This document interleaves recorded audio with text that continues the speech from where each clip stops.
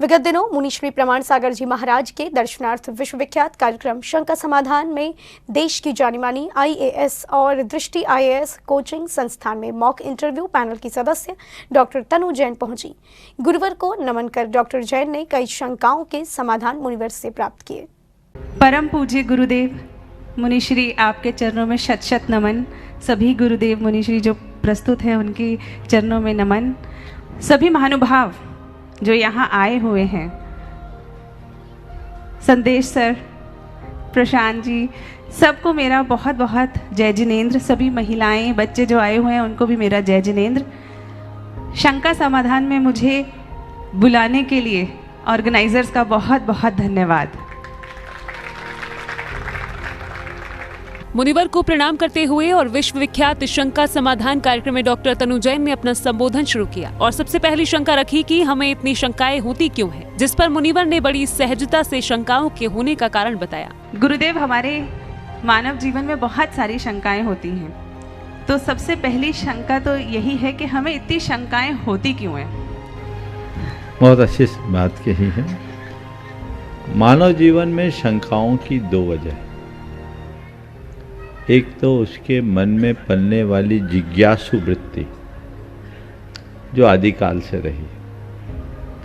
दर्शन की उत्पत्ति इसी जिज्ञासा से हुई। कहा जाता अथातो ब्रह्म जिज्ञासा। तो ये जिज्ञासु वृत्ति मनुष्य के मन में शंका को जन्म देती है, जानने की, अधिक से अधिक चीजें सीखने की। और दूसरी बात, हमारे मन में उत्पन्न होने वाले विकल्प अनेक प्रकार के शंकाओं का जन्म देती है। ये हमारी एक प्रकार की दुर्बलता है। जो जितना विकल्प में जीता है उसमें उतने शंका आती है, और जो जितना निर्विकल्प होता है उसमें समाधान है। तो विकल्प में शंका है और निर्विकल्प में समाधान। दूसरा सवाल करते हुए तनु जी ने पूछा कि हमारे पुरुषार्थ पर कर्म का प्रभाव पड़ता है या भाग्य का। अक्सर एक ख्याल आता है कि कर्म ज़्यादा इम्पॉर्टेंट है या फिर हमारी जो नियति होती है, जिसे किस्मत कहते हैं। तो ये हमेशा एक लोगों के मन में ये शंका रहती है कि कोई कहता है कि किस्मत से चीज़ें मिलेंगी, जब हमारी किस्मत होगी तो चीज़ें मिलेंगी। कभी कोई कहता है कि नहीं, कर्म करने से ही मिलेगी, मेहनत करेंगे, जितना पैशन से काम करेंगे उतना मिलेगी। तो इसके बीच का कहाँ रोल है? देखिए, मैं तो अनेकांत का उपासक हूँ, मैं दोनों को मानता हूँ। ये सवाल अक्सर उठता है कि हमारे पुरुषार्थ से काम फलता है। कर्म का तात्पर्य आप वही बोल रहे हैं, क्योंकि जैनों के बीच में जब कर्म शब्द आता है तो लोगों का ध्यान कर्म सिद्धांत की तरफ चला जाता है, जो कर्मोदय वाला कर्म आ जाता है। यह हमारी नियति पर होगा, भाग्य पर होगा। तो मैं कहता हूँ दोनों चीज़ें माने। मैं ये मानता हूं कि हमारे भाग्य के ट्रैक पर जब पुरुषार्थ की गाड़ी दौड़ाई जाती है तब हम मंजिल पर पहुंच पाते हैं। बिना भाग्य के बैकिंग के कोई काम नहीं होता। दोनों साथ साथ चलना चाहिए। अगले सवाल में डॉक्टर तनु जैन ने पूछा कि हमें पिछले जन्म की बातें क्यों याद नहीं रहती, अगर याद रहें तो स्थिति सुधर जाए। अक्सर ये मन में इस विषय पे ये महसूस होता है कि हमें अपना पिछला जन्म याद क्यों नहीं है। अगर हमें हमारा पिछला जन्म याद हो जाए तो हमें हमारी गलतियां पता चल जाएंगी कि पिछले जन्म में झूठ बोला था तो इस बार झूठ नहीं बोलना। हमें तो लगता अच्छा है कि हमें पिछले जन्म की बातें याद नहीं है, नहीं तो पागल हो जाते, घबरा जाते। जब व्यक्ति के सामने उसकी गलतियां ज़्यादा दिखने लगती हैं और उसका परिणाम सामने दिखने लगता है तो उसके अंदर घबराहट होती है। शायद प्रकृति ने ऐसी व्यवस्था बना दी कि सब बातें डिलीट कर दे, दिमाग में मत लाओ। वो पीछा करेगी तो प्राणी बहुत परेशान होगा। अब पिछले जन्म की बातें तो जाने दीजिए, इस जन्म की कितनी बातें याद हैं। और तो और माँ के पेट में हमने जो त्रास पाया ना, केवल वो याद आ जाए तो जीवन बदल जाए। बच्चा जन्म लेता है तो रोता है, पता है क्यों रोता? आप हम सब रोए। बच्चा जन्म लेता है तो रोता है, क्यों रोता है? क्योंकि बहुत कष्ट से बाहर आता है, मन में आता कहाँ आ गया, दोबारा फिर ना आना पड़े। लेकिन आगे चल करके वो भूल जाता है। अगर ये याद रहे तो जीवन बदल जाए। तो हम इस जन्म की बातें भी यदि याद रखने में समर्थ हो जाएं तो हमारे जीवन में बड़ा परिवर्तन हो जाए। लेकिन हमारी स्थिति ऐसी है कि जो जहाँ रहता है वहीं रम जाता है, पुरानी बातें भूल जाता है। लेकिन चीज़ें हमें याद नहीं है इसका मतलब वो हुई नहीं, ये बात सही नहीं। चीज़ें तो है। और मैं आपसे कहता हूँ हमारे अच्छे बुरे कृत्य का अच्छा बुरा परिणाम मिलता है। इस बात के लिए हमें अतीत जन्म में जाने की भी जरूरत नहीं है, हम वर्तमान में भी इसका अनुभव करते हैं, कर सकते हैं। ज्योतिष को लेकर मन में उठी शंका को भी मुनिवर के समक्ष तनु जी ने रखा कि ज्योतिष कितना हद तक सही है। कभी नक्षत्र ग्रहों को देख के लोग प्रिडिक्शन देते हैं कि तुम्हारे जीवन में ऐसा होगा, ये बच्चा ऐसा बनेगा, ये डॉक्टर बनेगा, ये सिविल सर्वेंट बनेगा, या कुछ अलग अलग उनके बारे में प्रिडिक्शन देते हैं। तो पर लेकिन चीज़ें तो कर्मों से डिसाइडेड हैं, हमारे जो हमारे एक्शंस हैं उनसे डिसाइडेड हैं। तो ये ज्योतिष को कैसे रिकंसाइल करें? मुझसे एक बार किसी ने पूछा, महाराज जी आपका ज्योतिष पर विश्वास है? आपका ज्योतिष पर विश्वास है? मैंने कहा मेरा ज्योतिष पर विश्वास है पर ज्योतिषियों पर नहीं। ज्योतिष पर विश्वास करता हूं, ज्योतिषियों पर नहीं। क्यों? समझिए, ज्योतिष एक विज्ञान, पूरा कैलकुलेशन है इसमें, और जितना यथार्थ कैलकुलेशन ज्योतिष में मैं समझता हूं उतना शायद ही कहीं और होगा। क्या है इसका? एक विज्ञान। हमारे शरीर में जितने तत्व हैं वही तत्व ब्रह्मांड में। ऐसा कहा जाता है यत् पिंडे तत् ब्रह्मांडे। ब्रह्मांड के तत्व को सबसे ज़्यादा प्रभावित करता है हमारा ये सौर मंडल, क्योंकि ये ऊर्जा के सबसे बड़े केंद्र हैं। सारे प्लैनेट्स, पूरी गैलेक्सी इसी में। ये सतत गतिशील रहते हैं, इनमें मूवमेंट होता रहता है, निरंतर मूव करते हैं। इनके गमन से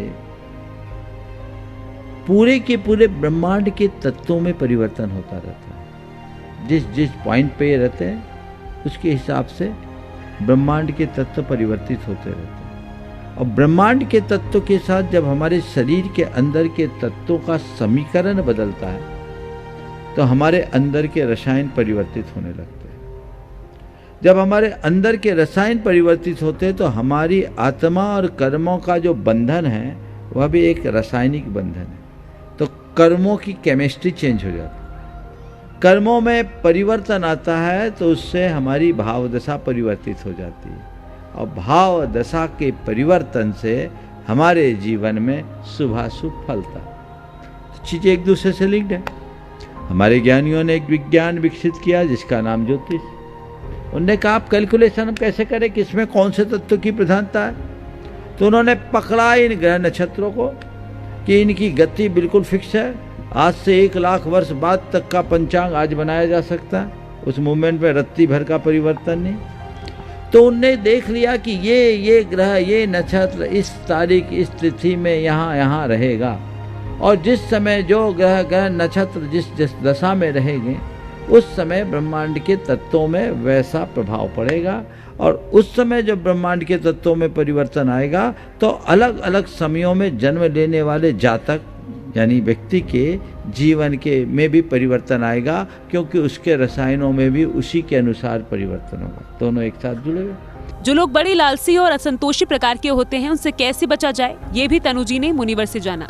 कुछ व्यक्तियों के अंदर इतनी लालसा उन्हें देख के, उनसे बात करके महसूस होती है कि ऐसा लगता है कि ये शायद कोई चीज़ सीधा सोच ही नहीं सकते, शायद बुद्धि ही थोड़ी जैसे कहते हैं क्रुक्ड है। तो क्या ऐसा कारण होता है कि, और क्या तरीका है ऐसे लोगों से डील करने का? बहुत अच्छी बात है। देखिए, कुछ लोगों में बहुत ज़्यादा लालसा होती है और कुछ लोग बड़े गूढ़ प्रकृति के होते हैं जिनको समझना बड़ा मुश्किल है, या जिसको अपन बड़े चालू शब्दों में कहें तो बड़े टेढ़े होते हैं। आपने पूछा इसका कारण क्या है, और दूसरी बात इससे बचने का कारण क्या है। मेरे विचार से लालसा की अधिकता का मूल आसक्ति, और ये जो टेढ़ापन है ये भी व्यक्ति की आसक्ति के कारण है। आसक्ति मनुष्य को अधिक से अधिक संग्रह करने के लिए प्रेरित करती है, दौड़ाने की बात करती है। आसक्ति की कई परिभाषाएं लोग करते हैं, मैं आसक्ति की परिभाषा एक पंक्ति में करता हूं, जो आ सकती है जा नहीं सकती वो आसक्ति। साथ ही सफलता का मुख्य तात्पर्य भी तनु जी ने मुनिवर से जाना। शुरू से लोगों के दिमाग में एक ही बात बताया, सक्सेस क्या है? पैसा, पावर, पोस्ट पा लेना ही सक्सेस है। नहीं, ये बहुत भ्रमपूर्ण धारणा है। शायद आप लोग पढ़ाते भी होंगे कि किसी निर्धारित लक्ष्य को प्राप्त कर लेने का नाम सफलता है, शायद ऐसी व्याख्या कुछ की जाती है। तो एक निर्धारित लक्ष्य को प्राप्त कर लेने का नाम जब से हमने सफलता मान ली, तो हमारे रोज लक्ष्य बदलते गए, सफलता के मायने भी बदलते गए, और लोग सफलता के नाम पर एक दौड़ में लग गए।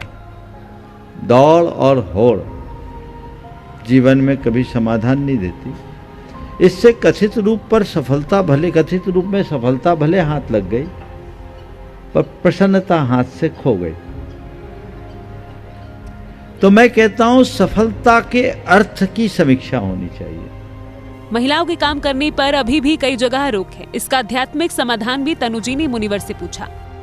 महिलाओं के काम करने को लेके बहुत सारे परिवारों में एक रोक है, जिसे कहते हैं शायद उनके विचारों में ये भेद है कि महिलाएं काम करने बाहर ना जाएं, पढ़ लें लेकिन काम करने बाहर ना जाएं। तो क्या अध्यात्म के थ्रू इसका भी कोई एक सॉल्यूशन निकल सकता है?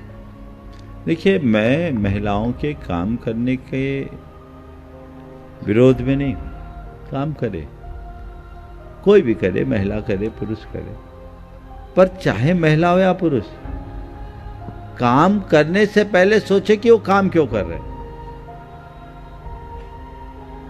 जरूरत है तो काम करे। काम करना ही जरूरत है क्या? आज यही हो रहा है, और उससे क्या हो रहा है? दुष्प्रभाव। वो बाहर के काम में तो लग गई, जो घर का मूलभूत काम है वो हाथ से बाहर जा रहा है। क्या बच्चों की अच्छे से परवरिश एक अच्छा काम नहीं है? परिवार का सफल संचालन क्या एक अच्छा काम नहीं है? घर की आंतरिक व्यवस्थाओं को संभालना क्या एक जवाबदारी का काम नहीं है? अपने धार्मिक, सामाजिक, सांस्कृतिक परंपराओं को आगे प्रवाहित करना क्या हमारी जिम्मेदारी नहीं है? पर हमारे देश में सबसे बड़ी विडंबना यह है कि इन कामों को हम अर्थहीन मानने लगे। अगर कोई गृहिणी इन कामों को करती है तो उसको ज्यादा महत्व नहीं भी दिया जाता, उसको कम समझते हैं। दहेज के लिए महिलाओं को प्रताड़ित करने वाले लोगों को मुनिवर ने अहिंसक श्रेणी में रखा। कुछ एग्जाम्पल्स देखने को मिले हैं जहाँ पे उन्होंने अपनी बहुओं को दहेज के लिए प्रताड़ना भी करी है। कुछ ऐसे भी एग्जाम्पल्स देखने को मिले हैं। तो ऐसे के अंदर जहाँ वॉयलेंस या कुछ भी ऐसा कुछ इन्वॉल्व है, तो वहाँ पे जैन समाज कैसे आगे आ सकता है? देखिए, दहेज या किसी भी प्रकार की कोई भी प्रताड़ना, हिंसा, ये अमानवीय कृत्य है। ये केवल जैन समाज की बात नहीं, किसी भी समाज में सारे मानव समाज के लिए एक कलंक है। इससे बचना चाहिए। जैन समाज के लिए तो इसलिए भी क्योंकि जैन समाज अहिंसावादी सिद्धांत पर विश्वास करता है। तो ये काम कतई शोभास्पद नहीं है, इससे बचना चाहिए।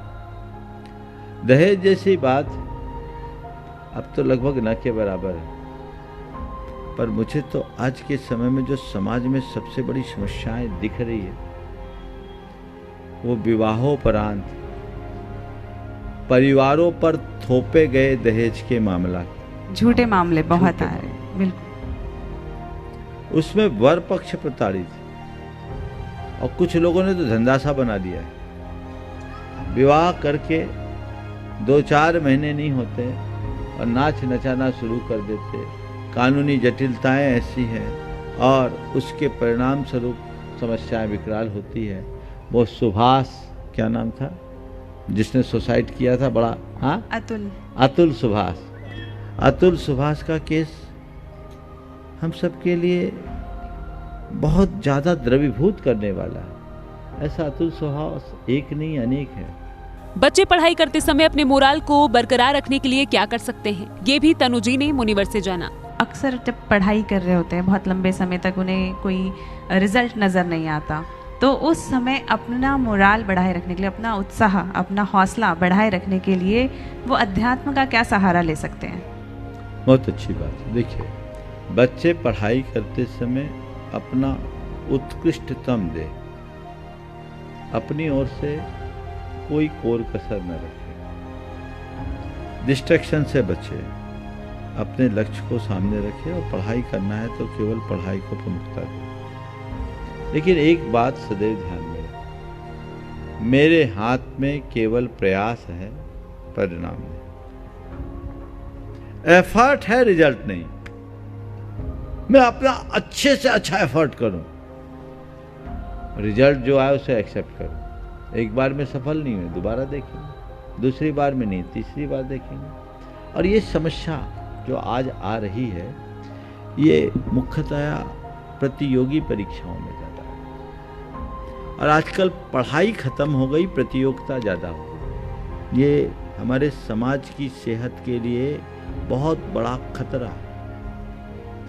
नौकरी के चक्कर में प्रतियोगिताएं, तो लोग अब पढ़ नहीं रहे, प्रतियोगी बन रहे हैं। और प्रतियोगी बनने के कारण लोग एक दूसरे के साथ उलझ रहे हैं और सफल नहीं हो रहे हैं, तो हताशा के शिकार हो। डॉक्टर तनु जैन के आगमन पर गुणायतन परिवार द्वारा उनका शॉल उड़ाकर और प्रशस्ति पत्र भेंट कर स्वागत सम्मान किया गया। जैन फोकस के लिए गंज बासौदा मध्य प्रदेश से संजय जैन की रिपोर्ट।